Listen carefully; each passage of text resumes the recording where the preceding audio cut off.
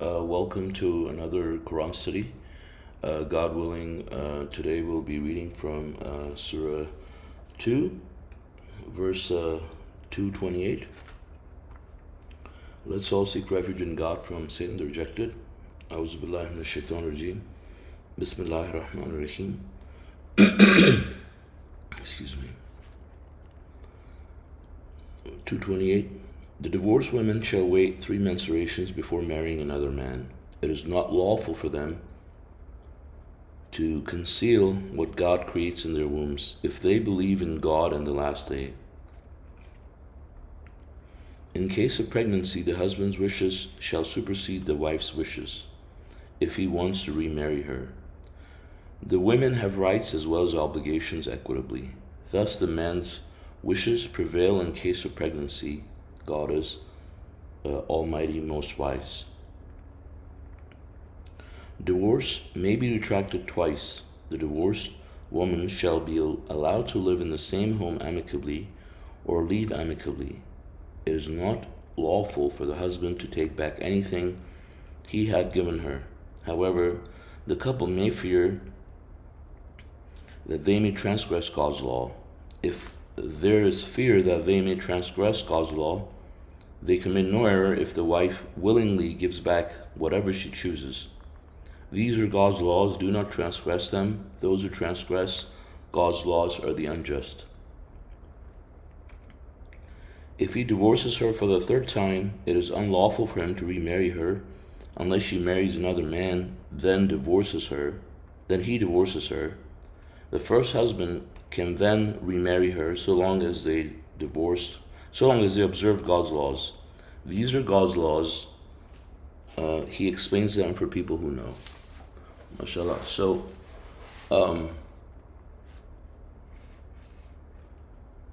So basically, these verses,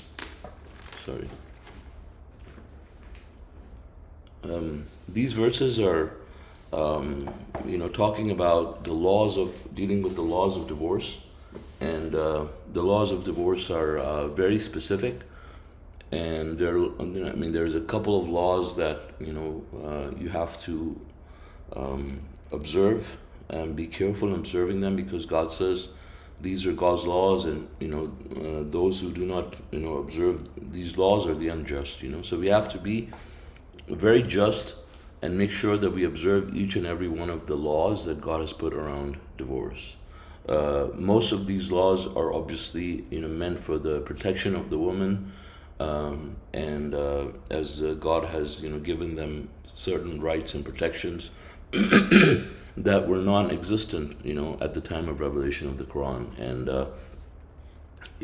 it's and we can see now how terrible the laws are even now at this day and age in 2023 in Saudi Arabia. How little rights women have, right? And even in the Western countries up until recently, a few hundred years ago, they had very little rights. But 1400 years ago, Quran was revealed, and Quran has given women all kinds of protection and all kinds of rights that they deserve.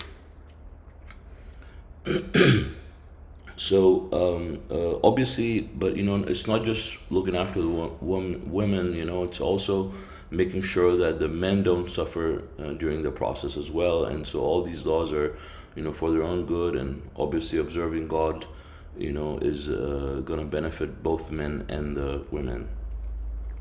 So God says the divorced women shall wait 3 menstruations before remarrying another man. And so that is also for the benefit of both of them, because if the wife is pregnant, she will know exactly who the father is because she has waited 3 menstruations. If she didn't wait that period and she ended up marrying someone, then obviously then when she discovers that she's pregnant, there will be a lot of confusion, and God doesn't want that also. And so this is why she has to wait 3 menstruations specifically. And God says that it is not lawful for her to conceal.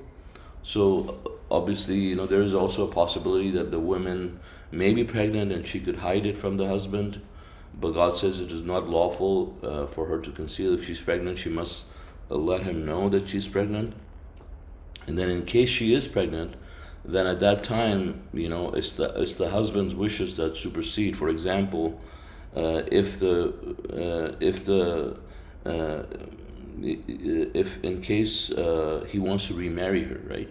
And so basically, normally, obviously marriage is a two-way contract, and so if one party breaks the contract is null and void, right?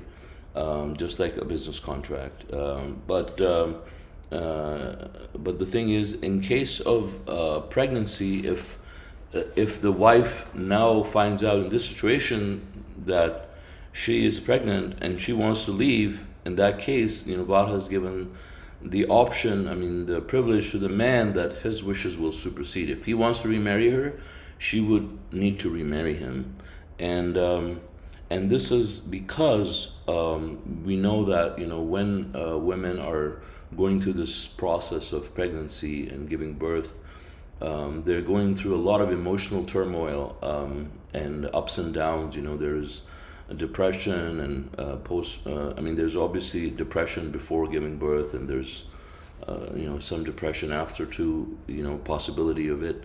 But nevertheless, their hormones are all over the place, and it could be a factor that may prevent her from making a clear decision. She may think that because she's going through this process of pregnancy and going through these ups and downs. She may feel that she's unhappy, and she may feel that like her life is terrible and so many things. It's possible, and so because of that, she may want to end the marriage. And God knows that it's not to victimize the woman, but obviously for the better of the woman. She might not be thinking clearly at the time, and so God saves her from regret and remorse later when she's single and divorced and suffering.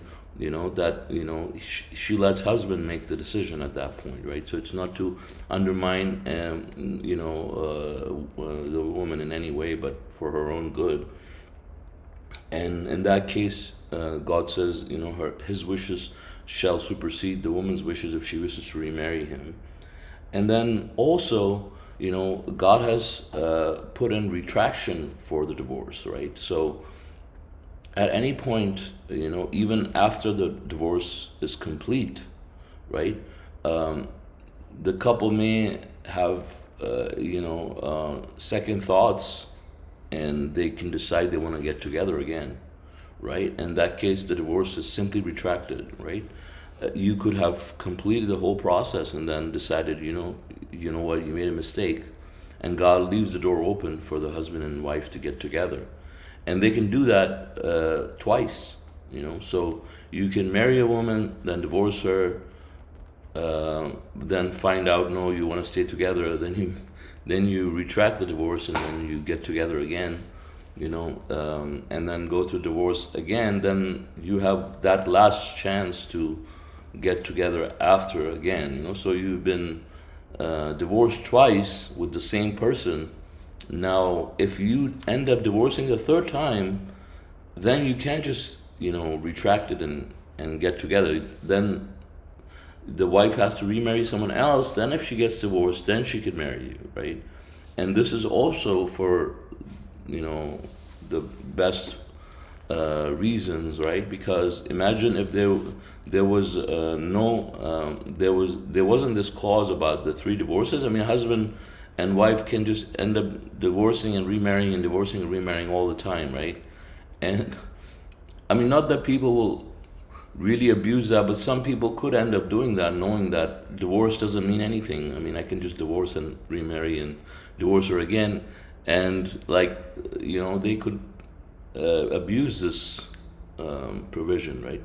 And so God has made it so, no, you only have 3 chances of being with this person.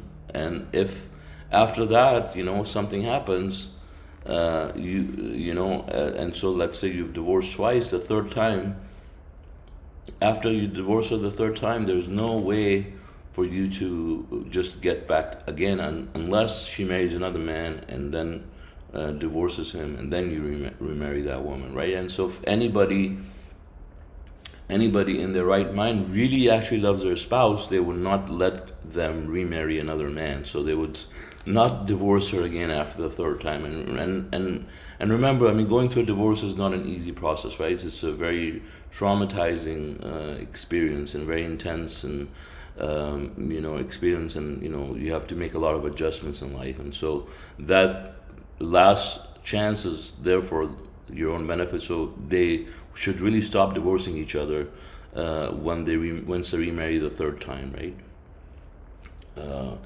And we also know that people who the Mohammedans, the so-called Muslims all around the world, who misunderstand this commandment, have abused this in many ways. And we clearly know that as an abuse, that they think that when you divorce someone, nothing, you just have to say 3 times, because it says divorce 3 times, right? And so they think that, okay, I have to say I divorce you, I divorce you, I divorce you 3 times, and now if I end up doing that, then I can't marry her. I mean, which is the funniest and most ridiculous way of interpreting a verse from the Quran, right? And so God says only the sincere can grasp the Quran, which is why they can't understand this, and they make it hard on themselves, not just on the women too, right? And then they have to have their wife sleep with another man just so they can get their wives back, and this is so ridiculous. And I've shared this before, but then there's people that are actually in the business of doing that, right? And if you divorce your wife and then you want to remarry her, then you call this guy, and then he'll come and sleep with your wife and then divorce her, and take a lot of money too in the process, right? You have to pay these people, and it's so ridiculous. And it happens in like the UK and God knows where else.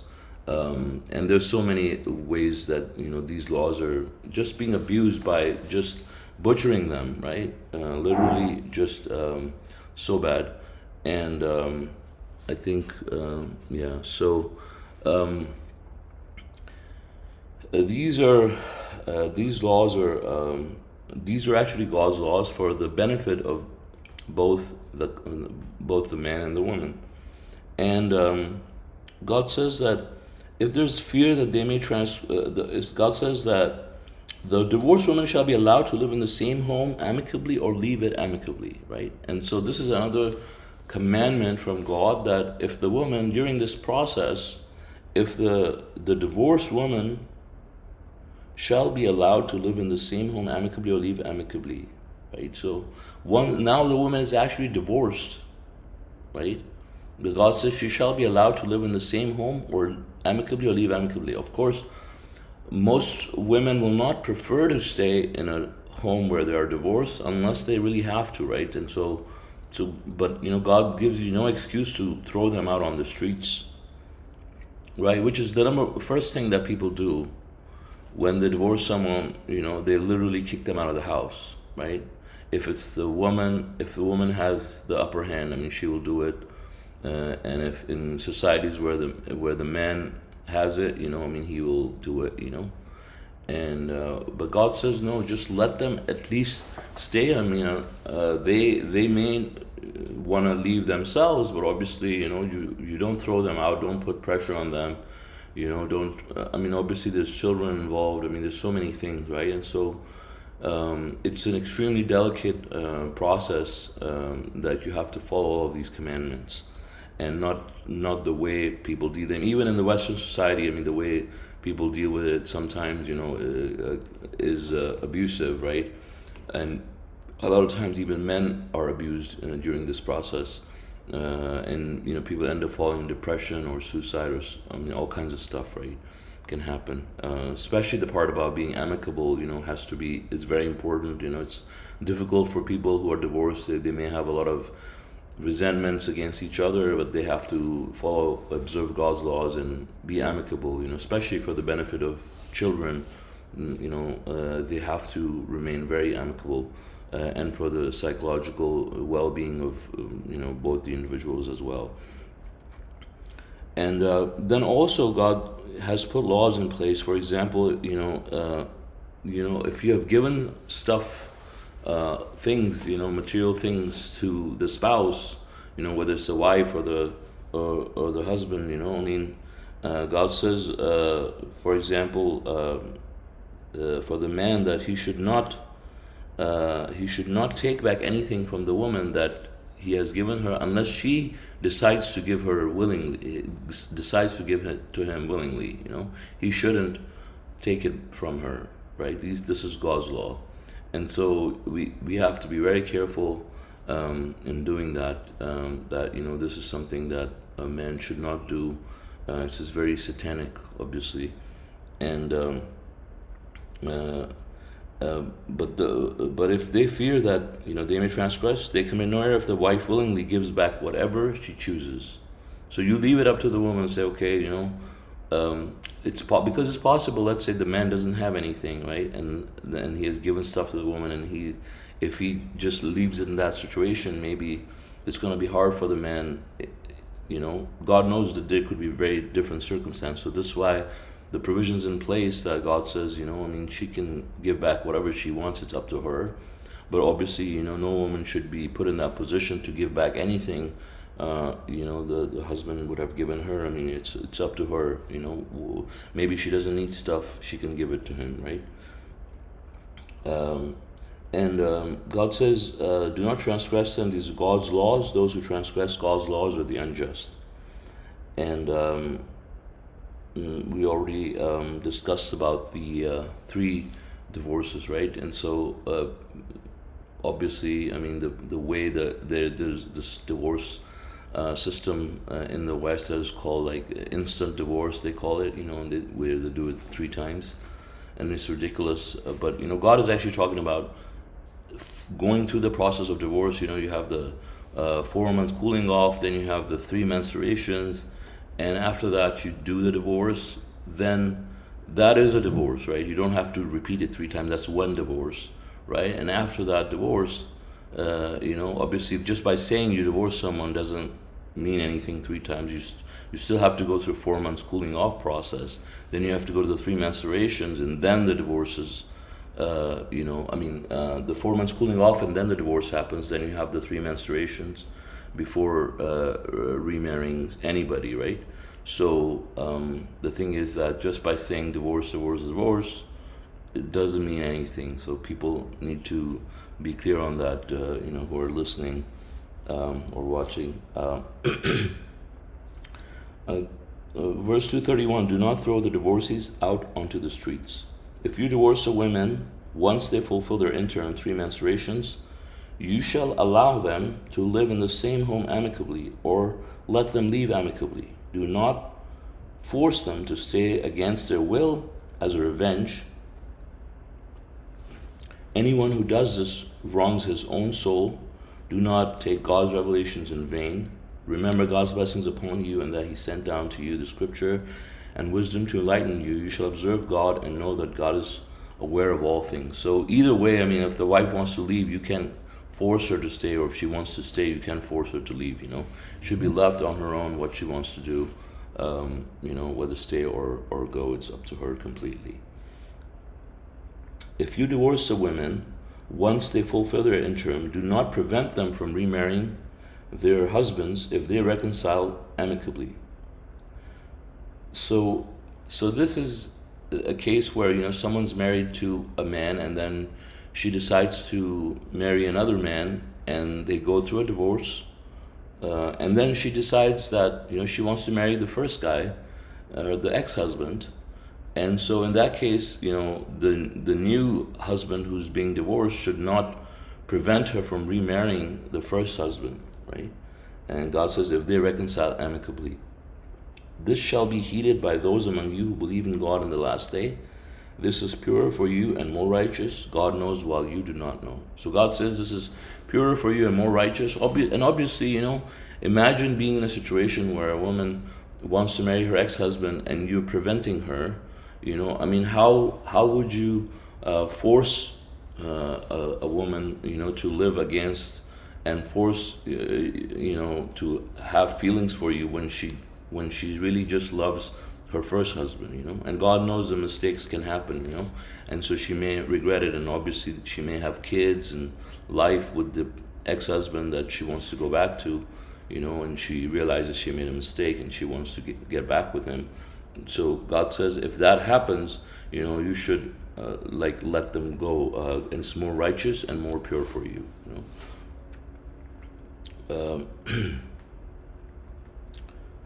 Divorce 233. Divorced mothers shall nurse their infants 2 full years, if the father so wishes. The father shall provide the mother's food and clothing equitably. No one shall be burdened beyond his ability. No mother shall be harmed on account of her infant, nor shall the father be harmed because of his infant.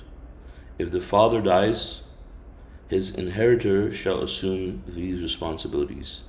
If the infant's parents mutually agree to part after due consultation, they commit no error by doing so. You commit no error by hiring nursing mothers, so long as you pay them equitably. You should observe God and know that God is seer of everything you do. So, the divorced mothers shall nurse their infants 2 full years, right? Nursing means breastfeeding, the baby, right? And if the woman doesn't want to do it herself, they can hire nursing mother, right? And so, and we know that, children who are not breastfed, have a bunch of issues in life growing up. And so it's very important for the natural process that God has put together that, they go through it. And if the woman doesn't want to do it, you can hire a nursing mother who would do it. And God says that also the father shall provide the mother's food and clothing, right? So he needs to pay for her during this time. Obviously, when she's going through that process, obviously it's going to be difficult because, she's providing food for herself as for the baby, and so she has to be taken care of during this time, especially for the good of the child as well, right? You want a proper upbringing for the child. You have to provide a stable environment for the mother to be able to take care of him during those 2 years that are very important and sensitive. And so, obviously the child needs intensive care during this time. If you're not providing for her, and let's say, she has to go out and work or something like that, and she doesn't have enough food for herself, how is it going to help the baby in any way? Obviously, the baby is also going to suffer as well as her, and then obviously the man too, because he's responsible for putting her in that situation, right?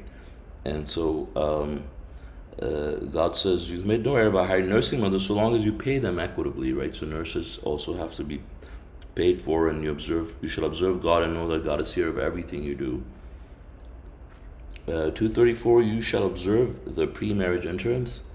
Those who die and leave wives, their widows shall wait 4 months and 10 days before they remarry. Once they fulfill their interim, you commit no error by letting them do whatever righteous matters they wish to do. God is fully cognizant of everything you do. So the pre-marriage interims are very important, and God wants the woman to observe these interims. So obviously, those who die and leave wives, they don't go through the divorce process, right? So let's say a man dies right away, then right away when the man dies, obviously she doesn't have to get divorced, but it doesn't mean that she can go and marry anybody the next day. And not that she's going to do that, but she could marry someone, let's say maybe 2 or 3 months down the line for whatever reason, right? But God says they can't do that. They have to marry at least 4 months. They have to wait at least 4 months and 10 days before they remarry. And this is the pre-marriage interim that they have to observe, because again, she might be pregnant or something, and she has to understand that the child could belong to the previous father, or it's the father is the new husband, right? So once they fulfill their interim, you commit no error by letting them do whatever they wish. So during this period, let's say, you're a relative or a parent, and they're living in one household, and the wife is living there. After that period is over, the widow shall be allowed to do whatever she wants, right? In certain cultures, once a husband dies, the woman is expected to have no life, and she's expected to stay and just stay as a slave and serve the family, right? And there's so many different variations in cultures and how people have abused other people, especially women, right? And so in this case, God is saying that once she finishes that interim, a waiting interim, let her go, let her do whatever she wants at that time. 2:35, you commit no sin by announcing your engagement to the women or keeping it secret. God knows that you will think about them. Do not meet them secretly unless you have something righteous to discuss. Do not consummate the marriage until their interim is fulfilled. You should know that God knows your innermost thoughts and observe them. You should know that God is forgiver, clement. So I recently came across some interpretation where some people were saying that this only applies for the widows, but it doesn't. It applies for all premarital interims, right? God says you should observe the pre-marriage interims. And so the idea behind the pre-marriage interim is that during this time, no consummation of marriage is supposed to happen, right? So let's say you could be engaged to someone, but you cannot, because you're observing the pre-marriage interim. Being engaged to someone means you're just getting to know them. You're not getting married to them. So you can get engaged to someone during that process, during that waiting interim, right? But you can't marry them. And so because of that, meaning you cannot consummate the marriage. And so because of that, God has put this provision in place that you cannot meet them secretly unless you have something righteous to discuss, right? And this is important because if you meet them secretly and you don't have anything righteous to discuss, you could end up consummating the marriage, right? It's very possible. And they may not be able to control their feelings, and they end up disobeying God and transgressing against God's laws, and God doesn't want that. So God has put this provision in place that during that time, if a woman you're engaged to a woman and she's divorced or she's widowed and she's going through the pre-marriage interim, you cannot meet her secretly. Of course, after the period is over and you meet her secretly and you end up consummating, it's fine because you can marry her at that time, right? So it's totally okay. But before that, you have the pre-marriage interim, you have to observe it, and during that time, if a woman is going through that period, you cannot meet her secretly unless you have something private to discuss. Something righteous to discuss.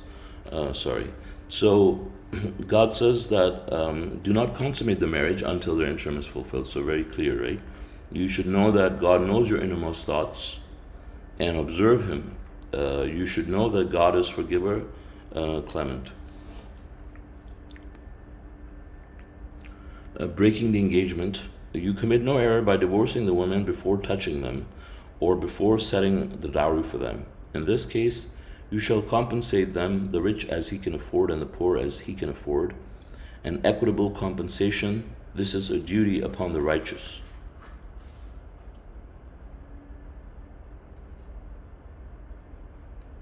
Okay, so God says about breaking the engagement, right? So breaking the engagement is before touching the woman or before setting the dowry for them, you can divorce the women, right? And in this case, you shall compensate them, the rich as he can afford and the poor as he can afford, an equitable compensation.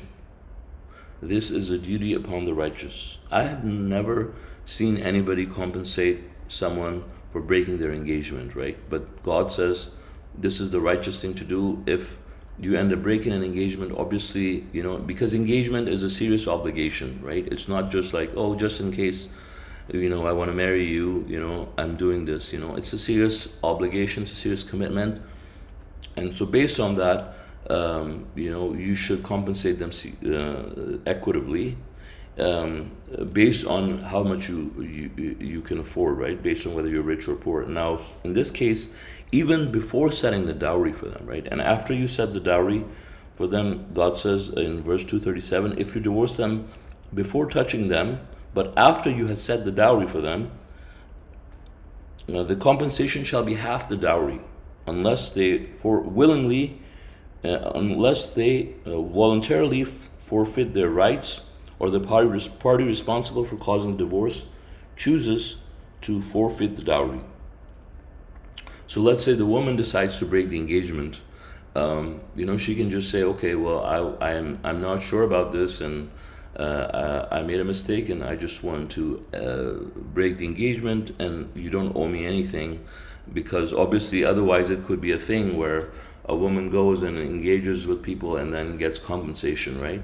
And but God doesn't want that, and obviously she's not being touched or anything, right? So some people could abuse that too, right? But God says for the woman, she can willingly forfeit it herself if she wants to, if she's especially the party that is causing the divorce, right? And if after you have set the dowry, the compensation has to be half of the dowry. But before that, if you haven't set the dowry, it's up to you how much you can, afford. But nevertheless, God says you have to do that, right? So it's a duty that God has put in place. And God says, for the woman, God says, to forfeit is closer to righteousness. You shall maintain the amicable relations among you. God is here of everything you do. So even breaking the engagement, just like a regular divorce, it doesn't have to be bitter. A lot of times, people have these breakups that are brutal, and they end up hurting each other emotionally, and sometimes, who knows, even physically, but definitely emotionally. Obviously, people hurt each other and say things that are harsh and mean, and God says it doesn't have to be that way. And for the woman too, she can just, if she wants to forfeit, it's better, they're just engaged, she can forfeit if she wants to, it's up to her, and God says it's better for her to forfeit in that case. And God is seer of everything you do. But God has put that in place for the man. If she doesn't forfeit, it could be no fault of the woman, and she could be misled into this whole thing, and then the husband ends up breaking the engagement in this way. Obviously, the woman will still suffer, right? Because, still it's difficult, and, her reputation could be, damaged by that as well, right? So it is a commitment, and especially obviously for the man to know that it's a commitment, it's a serious obligation you're getting into, right? Because there has to be some kind of compensation involved. You shall observe the contact prayers. You shall consistently observe the contact prayers, especially the middle prayer, and devote yourselves totally to God.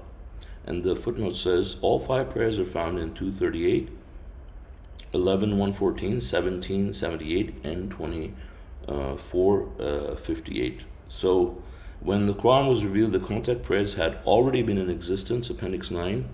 The details of all 5 prayers, what to recite, and the number of units, rakats per prayer, etc., are mathematically confirmed. For example, writing down the number of units for each of the 5 prayers next to each other, we get 24434, or 19 times 1286. Also, if we use asterisk to represent Surah 1, where asterisk is the Surah number 1 followed by the number of verses, 7 followed by the number of each verse, the number of letters in each verse, and the grammatical value of every letter, writing it down produces a multiple of 19. See footnote for Surah 1 verse 1. And so we know from the Quran that all 5 prayers are mentioned in the Quran, and all 5 prayers in all the units are mathematically confirmed. So when people come and tell you that there's only 3 prayers in the Quran, I mean, they're just lying, because God mentions all 5 prayers. 3 of them are mentioned by name, but the other 2 are also mentioned in the Quran. Where God says, observe them at both ends of the day. So obviously, these are God's laws. He has clearly mentioned everything in the Quran. There are 5 prayers, and so God makes sure that the 5 prayers, Quran being a complete book, is mentioned in the Quran. And God says in 239, under unusual circumstances, you may pray while walking or riding. Once you're safe, you shall commemorate God as He taught you what you never knew. So this is important that when you are outside and it's time for prayer, I mean, ideally you should find a place that's comfortable and you're able to pray, comfortably, as God says, where you're able to bow and prostrate and stand up and everything, right? But sometimes you could be caught up in a situation under very unusual circumstances where you can't do anything. Let's say, you could end up getting stuck in a traffic jam and there's no way out, right? And it's time for prayer. You only have 10 minutes. At that time, you can't go, and you're in your car. You can't stand up. You can't go out of the car. So you may have to do your prayer in your car or something like that, right? Or in a plane or anything like that. And so in those circumstances, God says you can pray while walking or riding, So riding is one, let's say, you could be in a plane or something, or a car. And so God says you can pray that way. And then once you're safe, then God says pray the way you're supposed to pray, right? We're required to pray the way God has taught us. So God gives us no excuse basically to miss our prayers, right? So it doesn't matter where you are, what circumstance you're, even if you're sitting, standing, or lying down. If you're sick, you can still do your prayer, You have no excuse to miss your prayer, basically. 240, alimony for widows and divorcees. Those who die and leave wives, a will shall provide their wives with support for a year, provided they stay within the same household. If they leave, you commit no sin by letting them do whatever they wish, so long as righteousness is maintained. God is Almighty, most wise. The divorcees also shall be provided for equitably. This is a duty upon the righteous. So for a year, for the wife, for the widow, and for the divorcees, God has put compensation in place to provide for them. Also, so God says those who die and leave wives, they have to provide support for 1 year. They have to write a will to provide support. So if they know that they're dying, so they have to write a will that's separate from everything else, that just is supposed to provide for the wife for 1 whole year, provided that she lives in the same home, right? And then in the same manner, God says the divorcees also have to be provided for. No, obviously for divorcees, you don't have to be dead. You're alive and you're just divorced, and so you don't need a will, but you still need to provide for them for a year, so they're able to meet their expenses and everything else during this time, and find an adjustment, right? So God says this is a duty upon the righteous. God thus explains His revelations for you that you may understand. Striving in the cause of God, have you noted those who fled their homes, though they were in the thousands, fearing death? God said to them, die, then revive them. God showers His grace upon the people, but most people are unappreciative. So the verses that actually talk about striving follow after this one, but nevertheless the subtitle is talking about striving in the cause of God. And God says we have to strive in the cause of God. We have to lend God loan of righteousness and strive. And also God has given us example of people who were afraid of death, and they left in the thousands. Now The specifics are not made known here, but whatever is relevant for us is that there were people who were in the thousands, and they were afraid. They were afraid that they were going to die, and they left their homes. And God said to them, "Die, then revive them," just to show them that if God wants you to die, you can get your death, meet your death anywhere, and so you don't necessarily have to be in a certain place, for example, to experience your death. And God revived them after this, and God says He showers His grace upon the people, but most people are unappreciative. So this is God's. These are God's laws. I mean, we read a lot about these laws, and may God allow us to observe His laws, so we can be guided and remain on the right path. So with this, God willing, I will end. And if you guys have any comments or questions, please feel free. Thank you.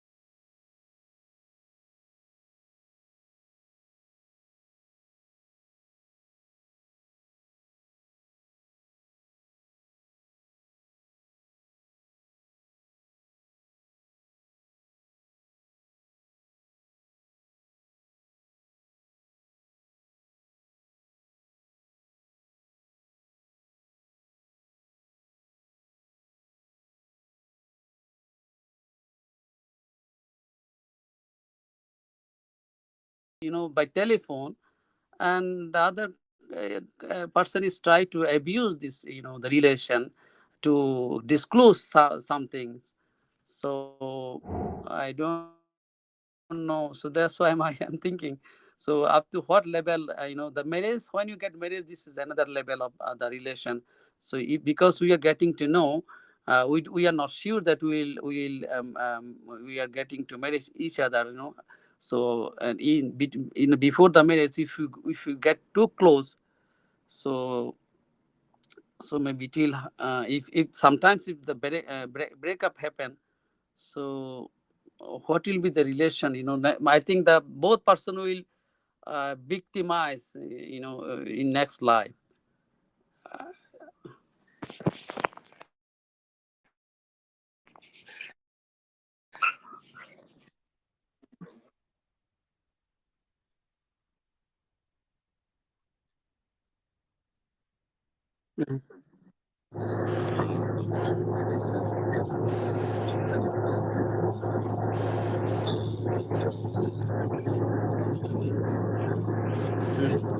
I mean, rices.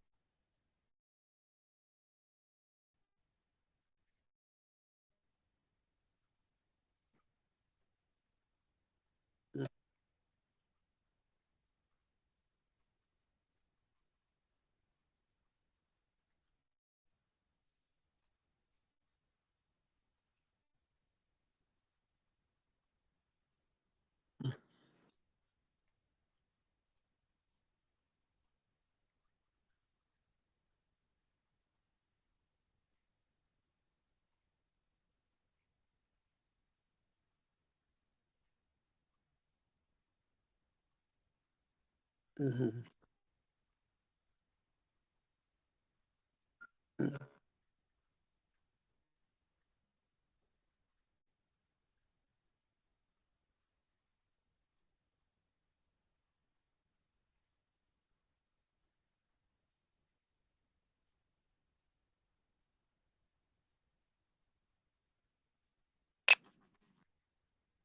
mhm,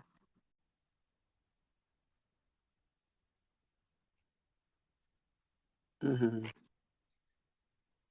mhm,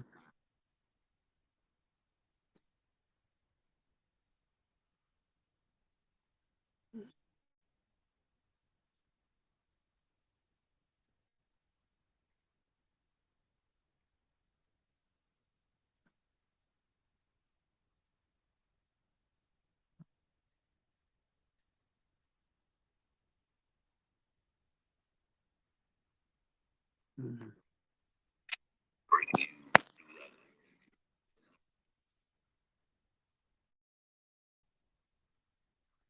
mhm,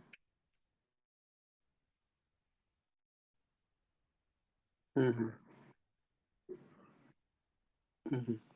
Okay, mashallah, brother. Okay, thank you.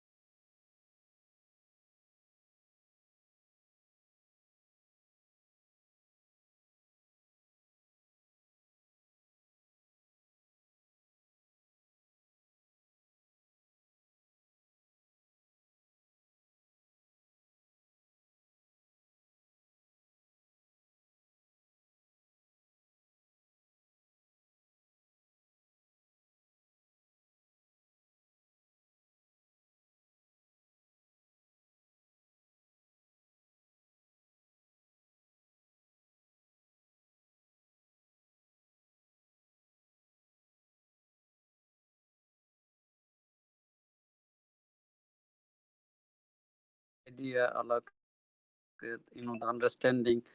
If the people covenant, and they follow like the way we do the salah. So the same, but they now come to the point now they are believing the new messenger now, so. And so what do you do now, you, if someone is doing believing the new messenger, so you are going to pray with them, or what will be what our suggestion, Can you say again, brother, what you're saying? or advice to them, or and community, and everything is all right, like they pray, how we pray, and they also the believe the messenger of covenant, the Rashid Khalifa, and everything right. But now, recently, like say, we know that now they are believing the new messenger now, they the new messenger, uh, everything, everything here in New York. Uh, you heard the name, I think.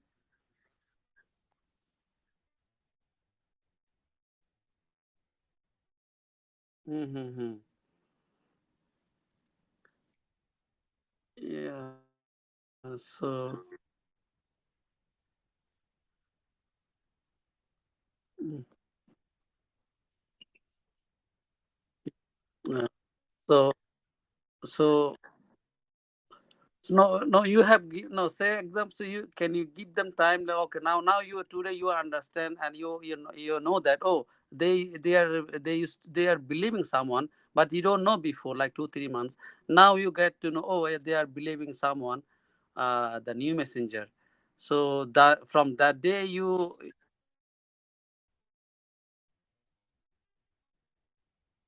yeah, they, no, they are believing,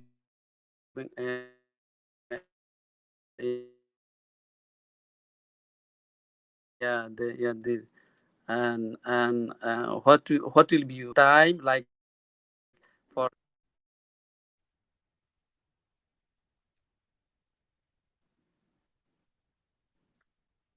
Yeah.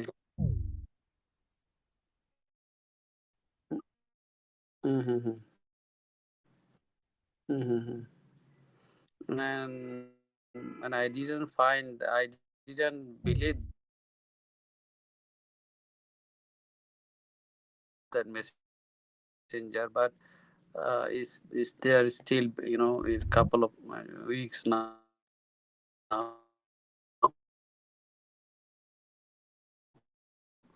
So I think they believe now this messenger. There is another one is called Barkar. You heard that? Barkar, you heard that, brother? There's the people, the Barkar. This from Turkey. Mm.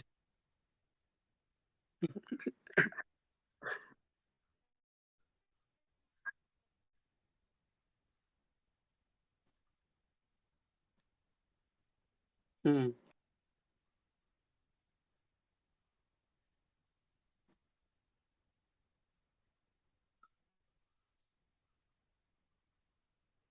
Oh, oh, I think I want to know from them, because they are in Turkey. Because the guy and I want them, like, what is the message, but I am not getting any message. Just he claim a messenger only, and he was giving some proving from the Quran, the 19 miracle, blah blah, and his name is there, it's multiple of 19. And if you want to verify all these things, it take time. I said it's better to read the Quran, because I want to know first the message. If I like the message, then I'll go through the details. But why I go through the details is still my message is not clear, and even he is not approaching the So he didn't have any proof.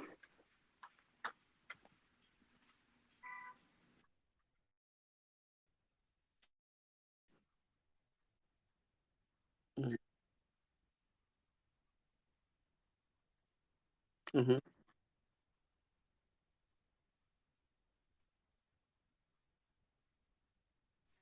Oh, so it was like a leap off from the number 19.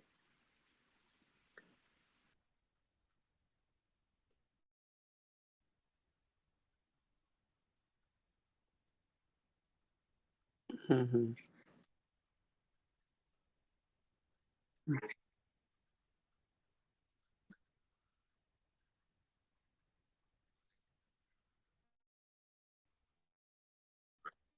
Mm-hmm.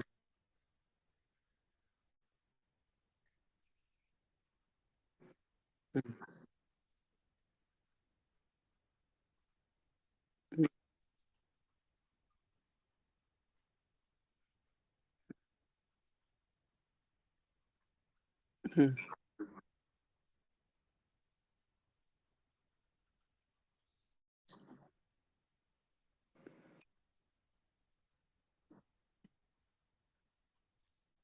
Mm-hmm. Mm-hmm.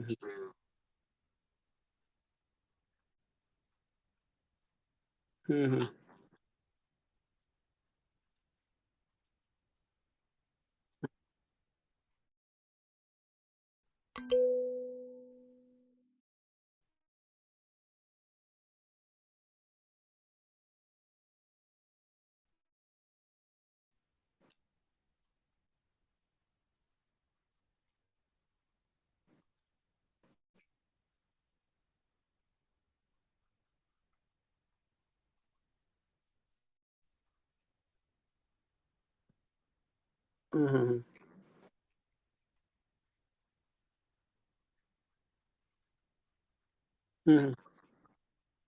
Mm-hmm. Mm-hmm.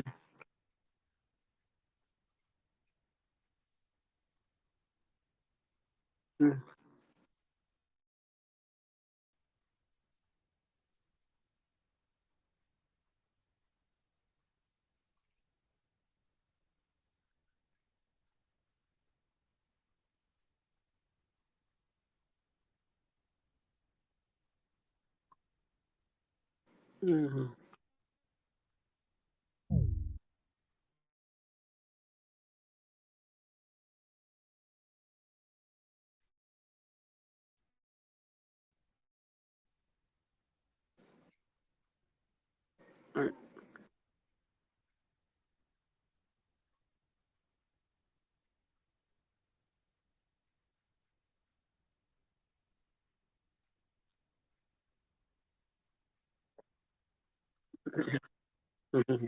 Mm-hmm.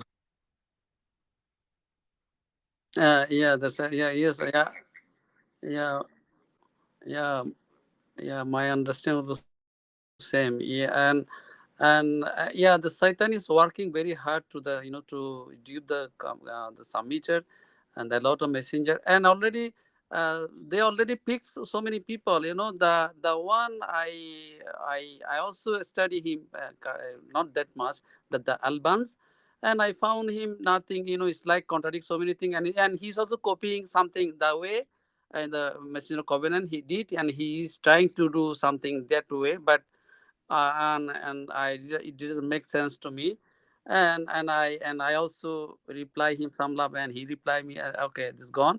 And recently, what's happened? One summit in Bangladesh, when I went there, and even they involved the translating the Quran in Bangla, but I was, I was curiosity, I had, but they did not translate the footnote and the appendices. Only they translated only the Quran. So this recently, and I talked to one guy who is very much involved in about these things, translating the Quran, and by chance, and he was saying, and now now accept the messenger, the Alban's messenger. I said, how, brother, how? And also, and the Albans also the zakat, the yearly, and from the extra. So I say, so it's contradict the Quran allows to contradict the messenger of covenant. He already explained properly, and he also explained also in the Quran in the footnote. So if you believe the messenger, so you have to. So Rashid, so he doesn't know I believe Rashid Khalifa, but then I believe Rashid Khalifa. But then I believe now. I said no. How can he say Rashid Khalifa? And finally, what he said, he he admit like, oh no, because when you do the like sermon, we do some mistake during the sermon. Maybe Rashid Khalifa did some mistake when he was doing the sermon, when he was preaching the these things. So see now how they believe the messenger. So he believed Rashid Khalifa a messenger. Still he said he believed him, but he's thinking that the Rashid Khalifa did some mistake, and he is the guy, the Albans is now correcting some things for this is how is going, how the Satan pick the people. Brother, is we have to be very careful.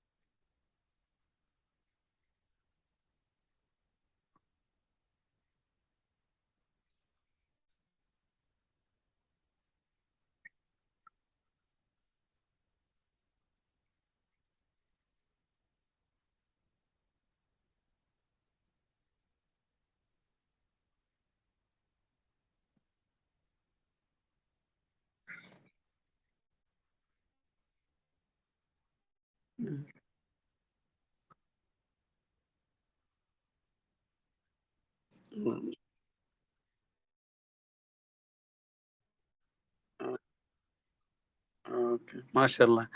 And so, brother, I don't know, I did a mistake or not. So, a couple of weeks ago, I have a like Sunni friend, my colleague. So he is going like he was going there to pray the masjid. So I was also went with him and to show them, mosque, because he used to pray. He wants to pray the regular mosque.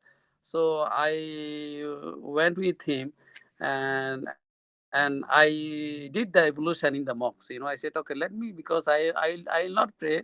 I'll do the only the evolution because it's the water. I can, because in the around there, I'll not find, and this is the like the time of the like the sunset.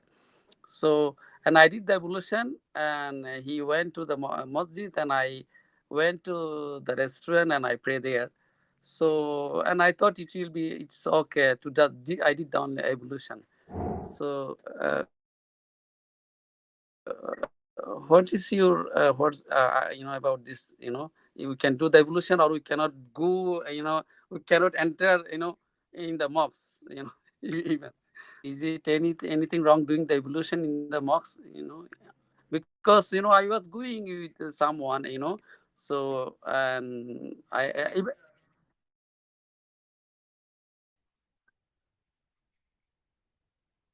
yeah. There's the. I said okay because I'll do the only evolution because, and mm, mm,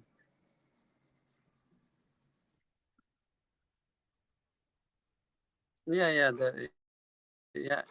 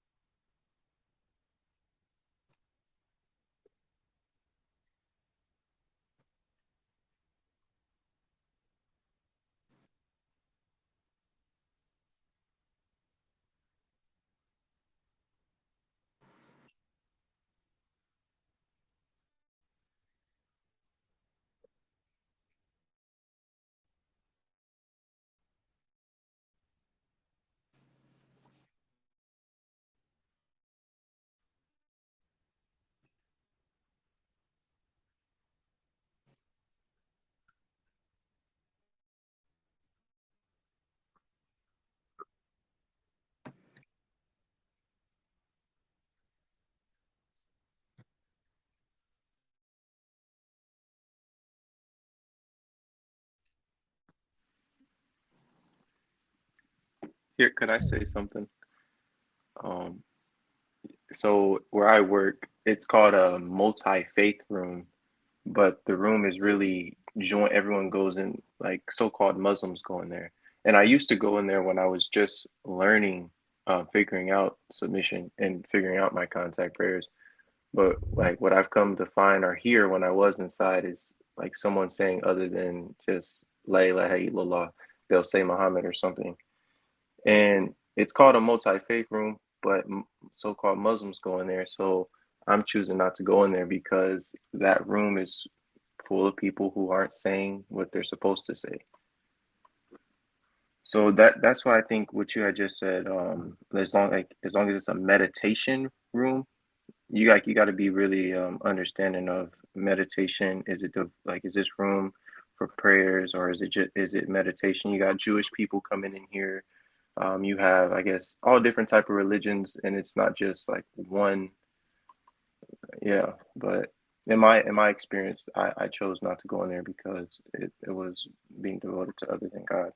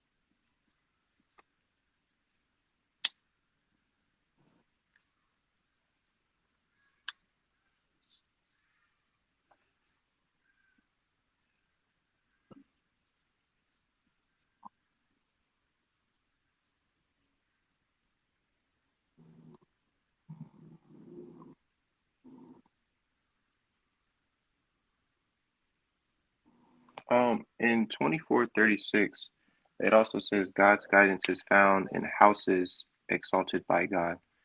So like even I'm thinking a house as well can be like a masjid is where you make it. Like if you're devoting, that's what I'm thinking. Like if you have multiple people coming towards your house to worship God, that house is then that house is then a house for God. It's devoted to God. But if on the contrary you have idol worshippers who are praising God, um, who are well, they're not praising God, but they think they're praising God, then that's a house of idol worship. And wouldn't it be similar that you wouldn't want to pray in there? but it's just a house, but not quote unquote a masjid.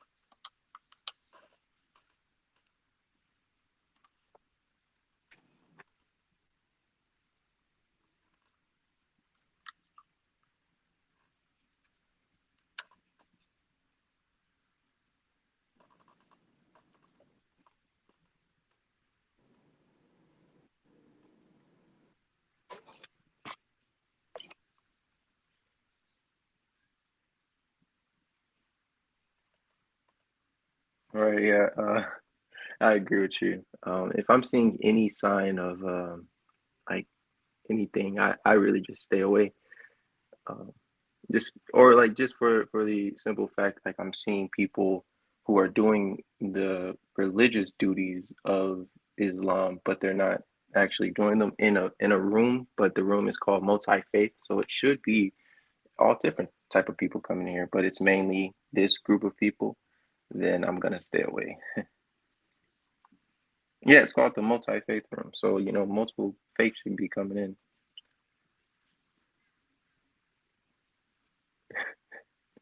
That's true. When you say multi-faith, yeah.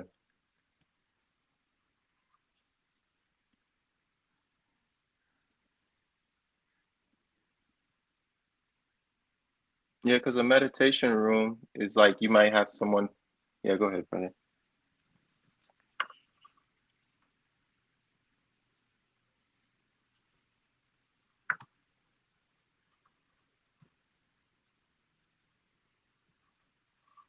You'd be able to notice a distinction between the meditation room. There would be frequency sounds on, people sitting down on their butts with crosses. So,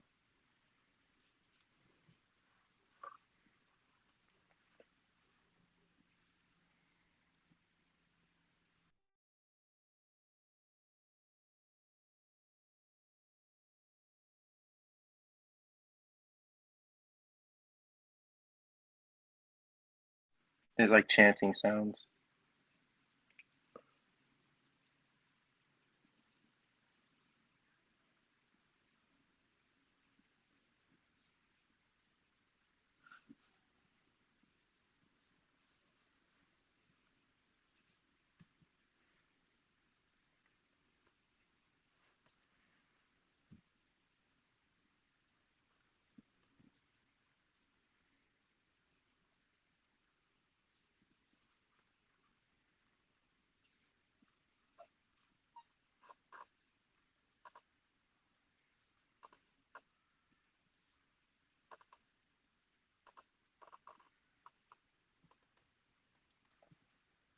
I mean, another beautiful thing is dry diamond. When I had first did my first dry time, and I was full of embarrassment, but like I kind of got a strength, like a feeling of like I don't know the word, but like I'm not scared to do this.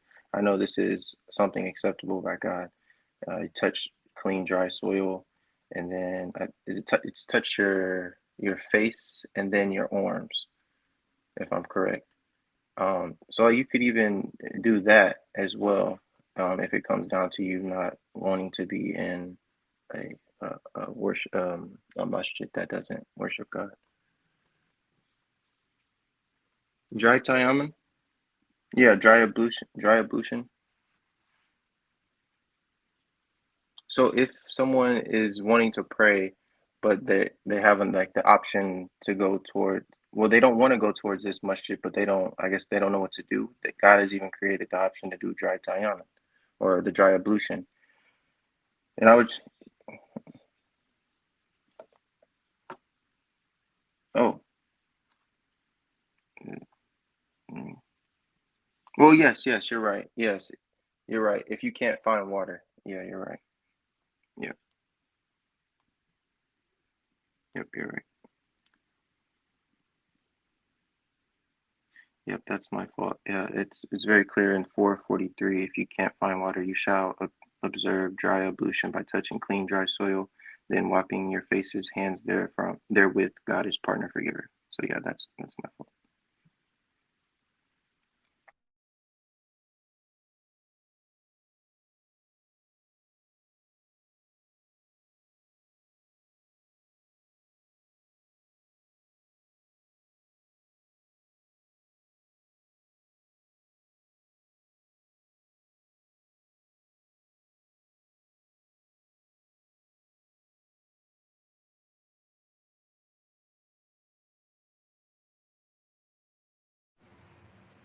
I have a verse 235.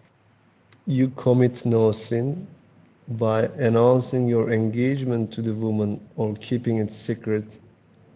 Is this the announcing that we supposed to do towards woman or towards the public, kind of like your family or?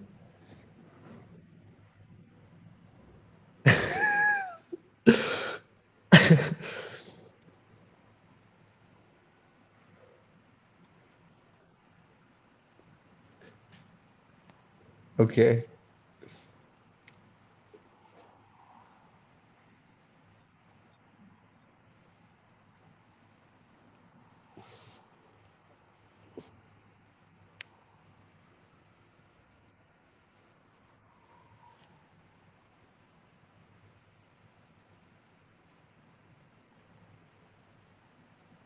right.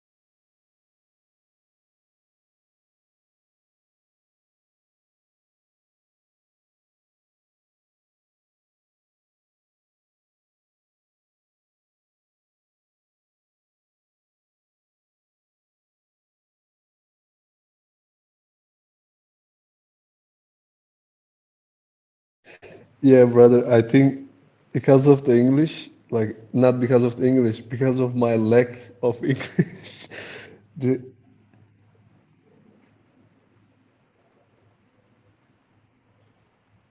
the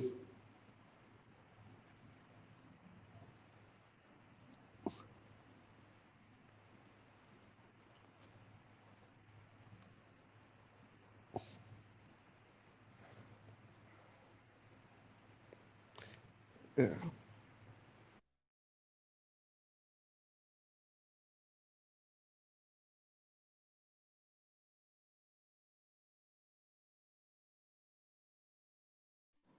I think there is some. I think I don't know. The Shima asked me. Are you sure they are submitters? I don't know. She asked me that one. I don't know from that voice from which. Are you sure they are submitters? I think she asked me or someone.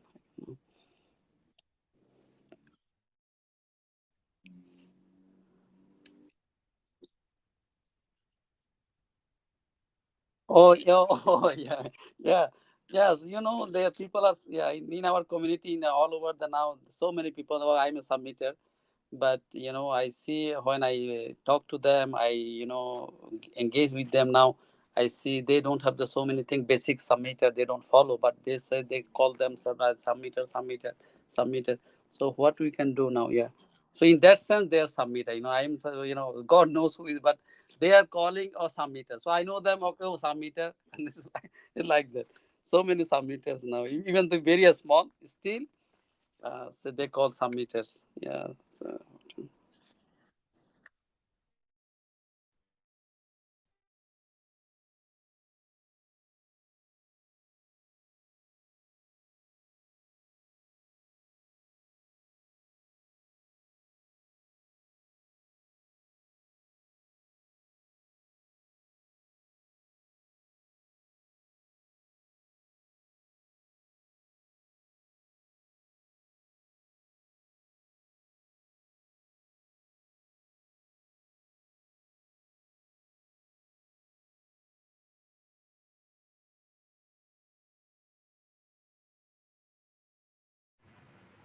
Assalamu alaikum.